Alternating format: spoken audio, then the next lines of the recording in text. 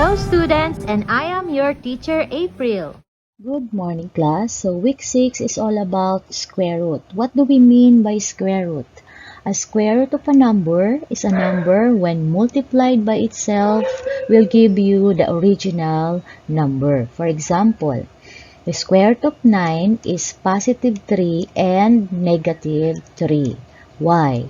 Because when we multiply positive 3 by itself and negative 3 by itself, they are equal to positive 9. So in symbol, the square root of 9 is equal to positive and negative 3.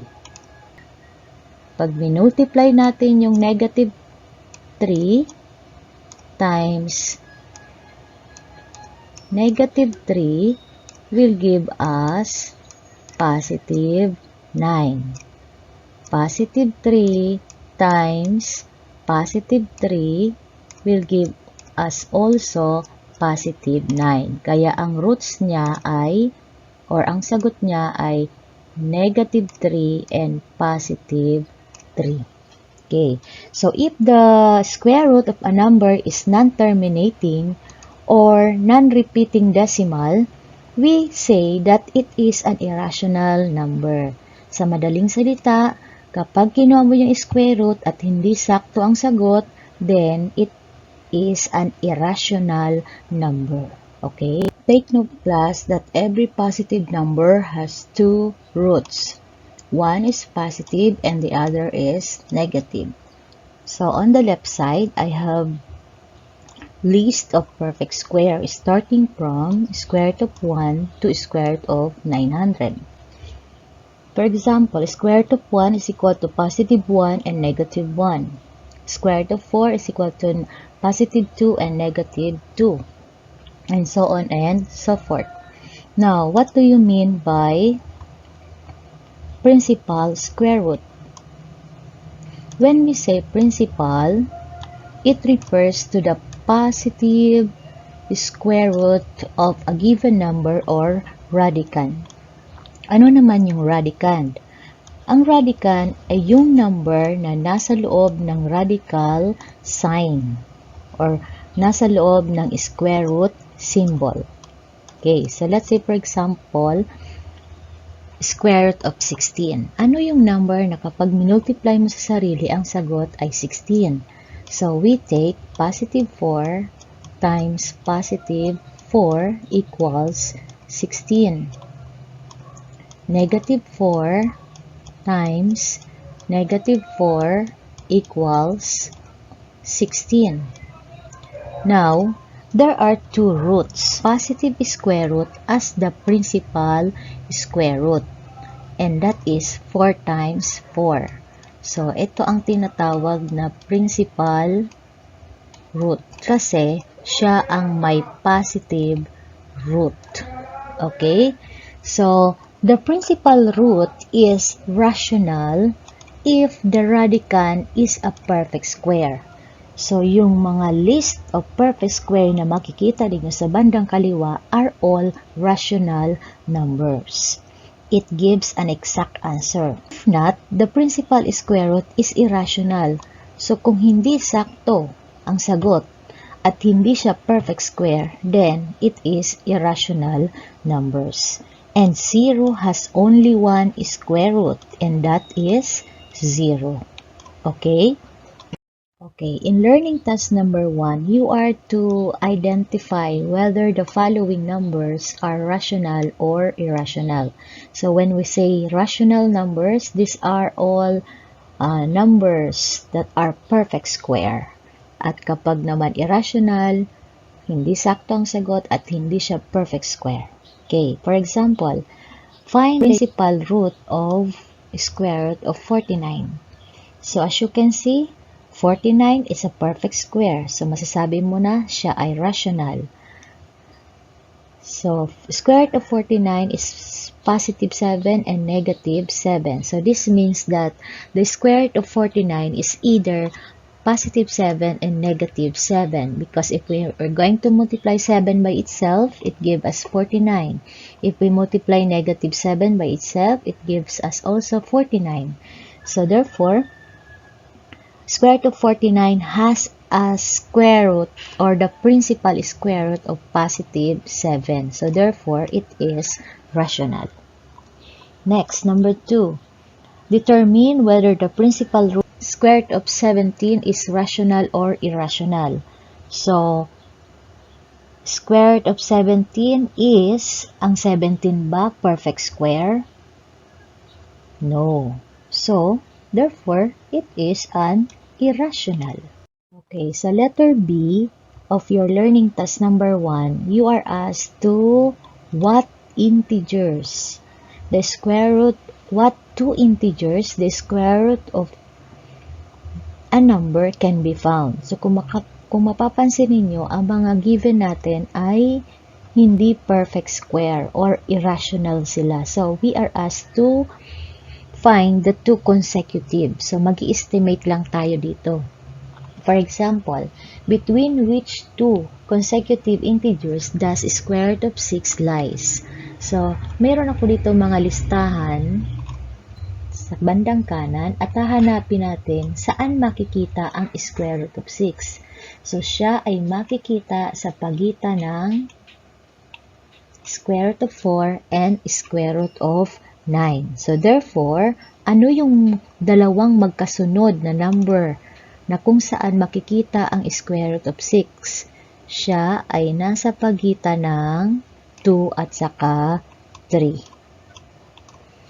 So, therefore, your answer must be square root of 6 lies between 2 and 3. Okay. Example number 4. Square root of 75 lies between what number? So, saan makikita ang square root of 75? 75 ay nasa pagitan ng square root of 64 and square root of 81. So, dito mo makikita yung square root of 75. So, anong number ang magkasunod na kung saan makikita mo yung square root of 75? Siya ay makikita sa magkasunod na number na 8 and 9. So, therefore, square root of 75 lies between 8 and 9. Okay? So, in letter C of your learning task 2, page 27, you are going to estimate the square root to the nearest hundreds. For example, square root of 10. So, kakailanganin mo yung mga list of perfect squares. The first thing to do is to find the two consecutive integers between which the square root of 10 lies. So, hanapin muna natin kung saan makikita ang square root of 10. Siya ay makikita sa pagitan ng square root of 9 at saka square root of 16. So, anong magkasunod na number makikita or ang square root of 10? Lies between 3 and 4. So, since ang given natin is estimate to the nearest hundreds, dadaan ka muna sa nearest tenths, yung may isang decimal point. So, mag-umpisa ka sa 3. So, 3. Ayan, 3. 3.1, 3.2, 3.3, and so on and so forth, hanggang makita mo yung 10. So, start tayo sa 3.1. Imumultiply natin sa sarili. 1 equals 9.61. 3.2 times 3.2 equals 10.24. Ayan, lumabas na yung 10. So, stop ka na dyan. So, sasabihin natin na square root of 10 lies between 3.1 and 3.2. Okay. Next, letter C. By estimation, to the nearest hundreds. So, dito ka naman ngayon mag-uumpisa sa 3.1. So, since hundreds, 2 decimal point naman ito. So, we have 3.1, dagdag ka lang ng 1, so magiging 3.11, 3.12, 3.13. So, dito pwede kang gumamit ng calculator. So, imumultiply mo siya. 3.11 times 3.11 is 9.6721. Then, 3.12 is 9.7344. 3.13 is 9.7969. So, hindi ka muna dyan titigil hanggat hindi mo nakikita yung 10. Okay? So, 3.14 times 3.14 is 9.8596. 3.15 equals 9.9225. 3.16 times 3.16 is 9.9856. 3.17 times 3.17, ayun, lumabas na si 10. Stop ka na dun. So, that is 10.0489. So, therefore, square root of 10 lies between 3.16 and 3.17. So, nearest hundreds, dalawang decimal point. Okay?